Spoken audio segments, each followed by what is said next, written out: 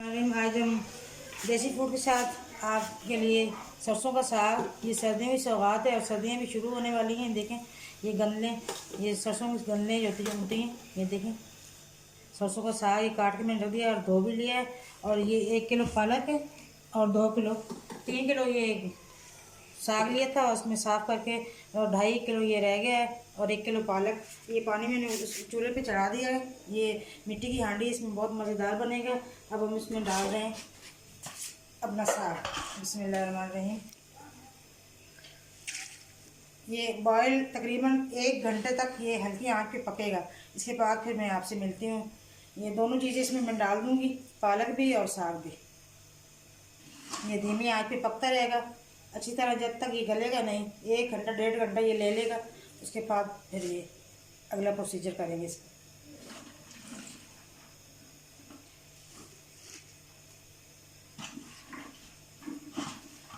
बहुत मज़ेदार और लजीज बनता है, आप भी बनाएं।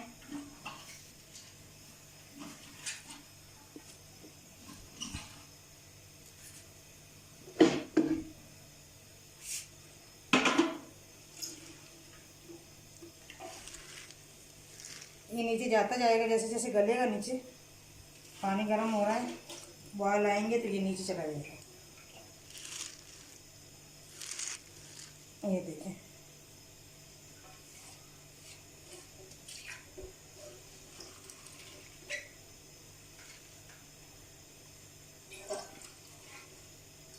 एक घंटे बाद फिर मिलती हूँ मैं आपसे। माशाल्लाह बिल्कुल देखें साग हमारा गल गया। ये देखें बिल्कुल नरम मुलायम हो गई जैसे घी होता है। इसमें अब इस स्टेज पे जब ये हो जाए, थोड़ा सा हमने पानी 1 किलो करीब पानी निकाल लिया था। इसमें जो कड़वापन होता है वो निकालना चाहिए ताकि फिर साग जो कड़वा ना बनेगी। 1 पाव हरी मिर्चें हमने ग्राइंडर में बिल्कुल पीस ली और नमक भी डाल दिया इस पर जायका। आप कम या ज़्यादा डाल सकते हैं। पहले हम थोड़ी सी डालेंगे, अगर कम हो तो फिर और डालेंगे।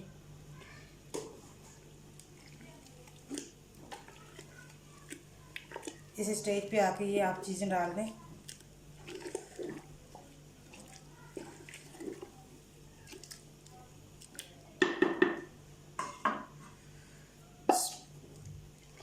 और इसको यूँ घोटते जाएं।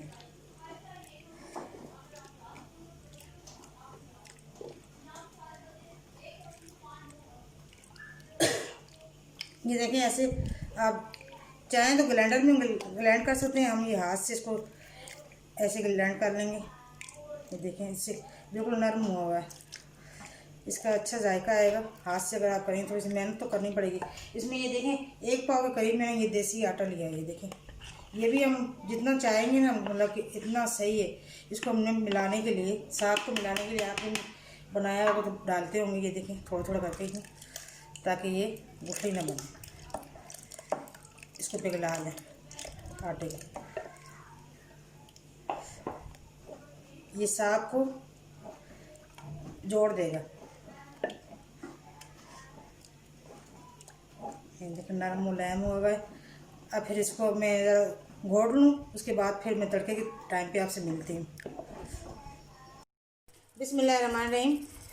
ये देखें जो हमने साग बनाया है उसका तड़का बनाने लगे हैं। ये अदरक ली मैंने एक छोटा टुकड़ा, उसे पीस लिया है। ये देसी घी नहीं है तो डालडा भी चलेगा, जो आपका दिल चाहे आप डाल सकते हैं। हमने देसी घी डाला है। अब ये तड़का लगाते हैं इसका, फिर मैं आपको दिखाती हूँ।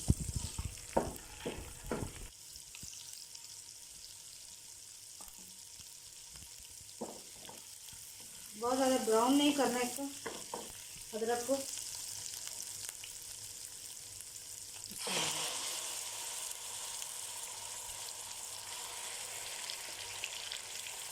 बहुत मज़ेदार और सर्दियों की नेमत है साग।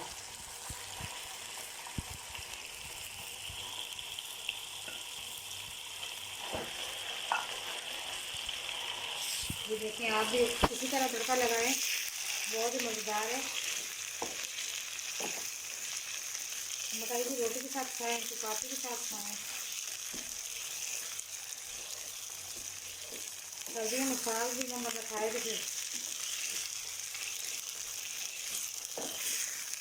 लगता ही नहीं कि सर्दियाँ आई हैं। साग से तो पता चलता है सर्दियाँ आई हैं। ये देखें तड़का हमारा पगार हो गया इसका तड़का। अब हम इसको डिश आउट करते हैं। इसी के साथ मुझे अपनी बहुत सी दुआओं में याद रखिएगा, मैं भी आपको याद रखूँगी। और मेरे चैनल को लाइक भी करें, सब्सक्राइब भी करें और शेयर भी करें। और इसके साथ ही खुदा हाफिज़।